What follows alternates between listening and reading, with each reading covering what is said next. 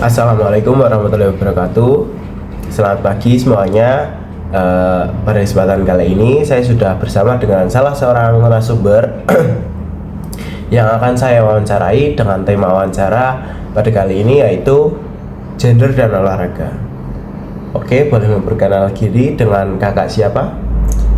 Perkenalkan, saya Kak Asifa Zanadi Kristani, biasa dipanggil Sifa.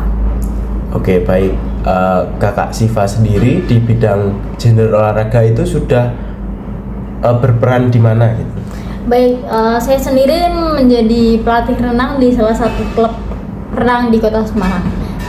Oh, oke. Untuk klub renangnya itu ada berapa kayak nomor gitu kayak? Oh, begitu.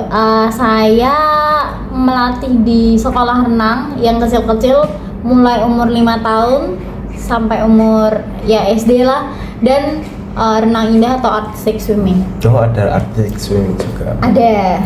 Oh ya. Nanti izin saya mewawancari beberapa pertanyaan ya. Baik. Saya mulai langsung. Yang pertama itu bisa Anda ceritakan sedikit tentang pengalaman dan perjalanan karir Anda sebagai pelatih renang. Baik, awal mula saya masuk ke dunia renang itu waktu saya kecil, umur 4 tahun, itu saya diikutin orang tua saya di salah satu klub lah. Sampai bertahan di umur kurang lebih 18 tahun, saya keluar dari klub tersebut, dan sebelum saya keluar, saya ditarik sama manajemen di klub tersebut untuk, oh ya kamu ngelatih aja di sini gitu daripada keluar gitu. Terus akhirnya saya menyepakati kesempatan tersebut dan saya menjadi pelatih di salah satu klub tersebut dan sampai sekarang. Sampai sekarang. Betul. Oh, iya.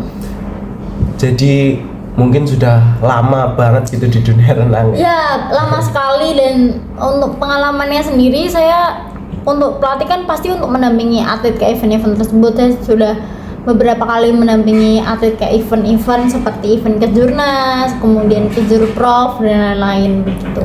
Oke, baik. Untuk pertanyaan selanjutnya itu, apakah Anda, Asifa, pernah merasakan stereotip atau anggapan bahwa seharusnya pelatih itu laki-laki gitu? Untuk merasakan tuh saya belum pernah ya, karena saya belum mengalami. Tapi untuk melihat bahwa ada anggapan bahwa pelatih harus laki-laki, itu saya pernah sering mendengar anggapan tersebut, bahwa banyak yang berpikir pelatih renang itu harus laki-laki karena laki-laki dianggap lebih kuat dan lebih tegas. Tapi saya berusaha untuk membuktikan kalau memang perempuan ini juga punya bakat dan bisa untuk menjadi pelatih, karena menjadi pelatih ini bukan hanya soal gender, tetapi memang soal kemampuan, kemudian ilmu, dedikasi, kemudian kompetensi, kemudian pengalaman dan lain-lain. Dan sekarang juga banyak pelatih perempuan yang sukses untuk mencetak atlet yang berprestasi begitu. Jadi menurut saya untuk pandangan itu tuh mulai berubah seiring berjalannya generasi ke generasi. Jadi memang sekarang masyarakat sudah berpikiran luas dan terbuka bahwasannya perempuan juga bisa untuk menjadi pemimpin, pelatih apapun di dunia olahraga begitu. Oke, baik. Untuk selanjutnya, bagaimana cara Anda mengatasi jika Anda pernah merasakan itu dengan sikap meremehkan atau bahkan mendiskriminasi tentang gender gitu? Untuk saya sendiri mengalami hal tersebut tidak pernah, karena saya belum pernah mendengar juga gitu. Tapi memang sepertinya memang ada yang ada diskriminasi gender begitu ya.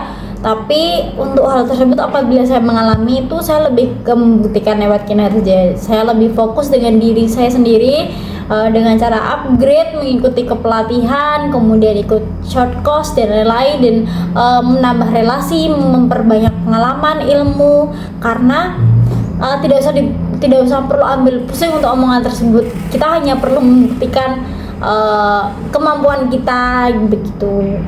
Dan sekali lagi saya tekankan, untuk pelatih ini bukan hanya soal laki-laki dan perempuan begitu. Jadi memang harus kemampuan yang istilahnya di kompetensinya. Iya, betul begitu. Dan saya jadikan itu sebagai motivasi dan dorongan untuk diri saya sendiri bahwa saya akan terus maju dan menunjukkan bahwa perempuan juga bisa sukses di dunia olahraga. Baik. Untuk pertanyaan terakhir, apakah kayak kakaknya sendiri malah merasa diuntungkan bahwa wah, saya sebagai pelatih perempuan saya lebih merasa beruntung gitu, lebih dapat power gitu? Apakah ada gitu merasakannya? Sepertinya menurut saya sama saja. Sebenarnya laki-laki dan perempuan itu untuk dunia olahraga sama saja begitu. Mungkin lebih ke karena perempuan ini banyak memakai perasaan begitu, jadi apabila pendekatan ke atlet mungkin lebih bondingnya lebih dapat, kemudian lebih peka, lebih perhatian begitu, beda sama atlet laki-laki. Dengan contoh, apabila ada atlet perempuan yang sedang mengalami fase menstruasi, apabila pelatihnya perempuan pasti dia akan mengatakan secara langsung, tapi beda apabila pelatihnya laki-laki pasti akan ada keterbatasan. Oh baik, jadi seperti itu, berarti mengutamakan perasaan ya? Iya betul. Iya. Mungkin itu saja sesi wawancara yang dapat saya wawancarakan kepada Kak Syifa.